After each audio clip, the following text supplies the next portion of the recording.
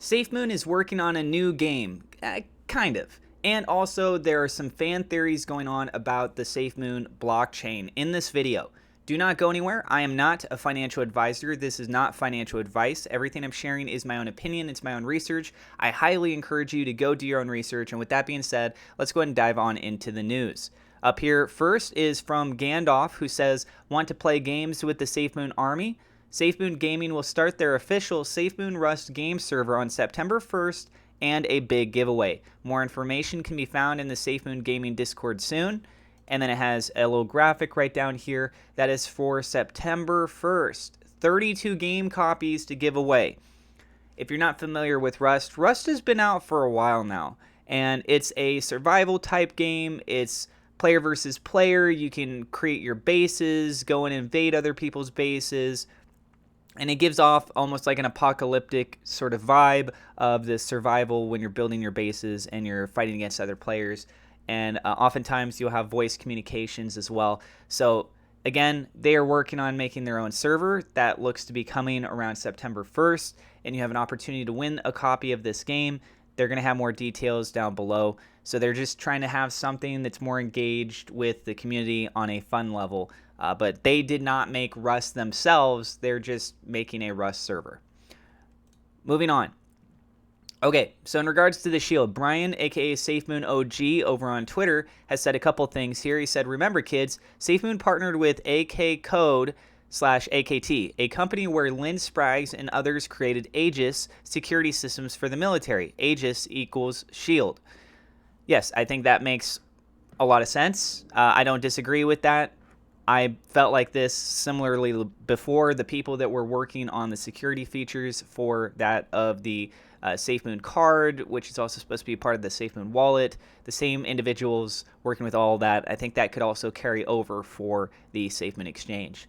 So interesting to see that bit of information posted by SafeMoon OG. Then we also see SafeMoon Spidey, another big member supporter of the community.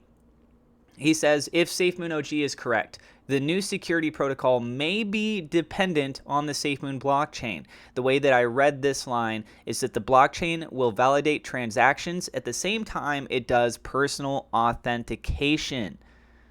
And he really stresses right here, performing cryptographic operations and at the same time for performing personal authentication. Then we move on. Brian says, for anyone who is confused about Papa Cthulhu's 15,000 encryption comment, this should shed some light. As a former cryptologist, I found the various theories amusing, by the way. So we can see this right here, security levels in bits.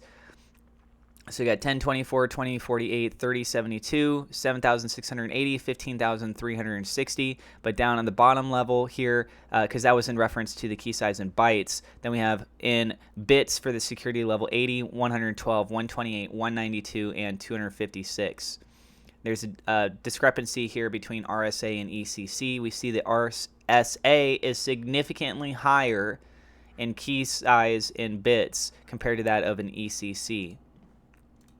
And then Brian says, further, since people are still saying this chart is confusing them, these are the fundamentals of how it works, folks. Okay? So you got RSA and Diffie-Hellman key size bits, that's 1024. Elliptic curve key size in bits, that's 160. Just a little bit of a graphic there for you guys. I'm not huge on cryptographics myself, but at least I want to be able to share this material for you guys so you have a reference point. Now continuing on, we also have this. Black Swan had posted saying something like this. How can the SafeMoon blockchain solve scalability and speed? Fractal blockchain. Instead of each node carrying all the blockchain for every transaction, each node would carry a piece. If we use mobile phones as nodes, we would have a mesh blockchain in connection, each one making small transactions. If you use Face ID as a KYC and that information is stored only on your device, you become a node as part of the fractal BC, the blockchain. Imagine seeing from the top, you would see a network of users, nodes. You zoom in and there is other networks your own and your interaction with other KYC, which has its own KYC and so on. If you zoom in, it can indefinitely be because we'll always find a KYC node, thus being fractal. This would make a secure and fast blockchain. So SafeMoon Spidey goes on to say, this couples perfectly with my speculation. This is a great deep dive into what we could be looking at.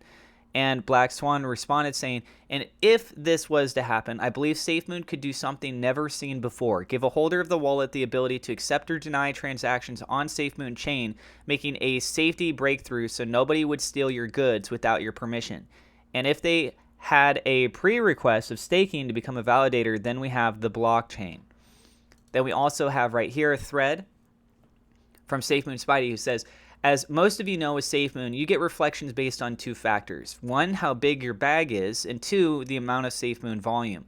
One benefit is the automatic compounding to increase your bag size, which increases your reflections. Let's look at some more ways of getting reflections. One, the blockchain gas will be paid in its native coin, SafeMoon coin. Blockchain transactions, more people buying SafeMoon for gas, SafeMoon volume, more reflections. Two, if transaction authentication gas fees are reflected to everyone, like in my theory, then same as above. Three, staking SafeMoon to earn APY.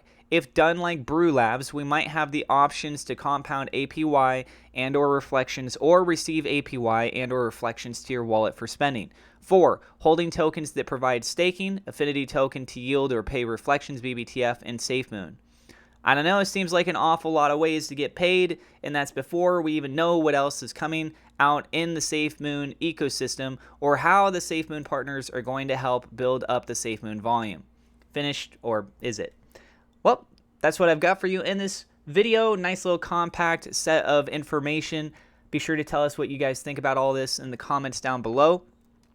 Thank you very much to my Patreon supporters. A double shout out thank you to WeLoveSafeMoon.com, Murad Shaker, Victor Vegas, SafeMoon Oz for being higher level patrons.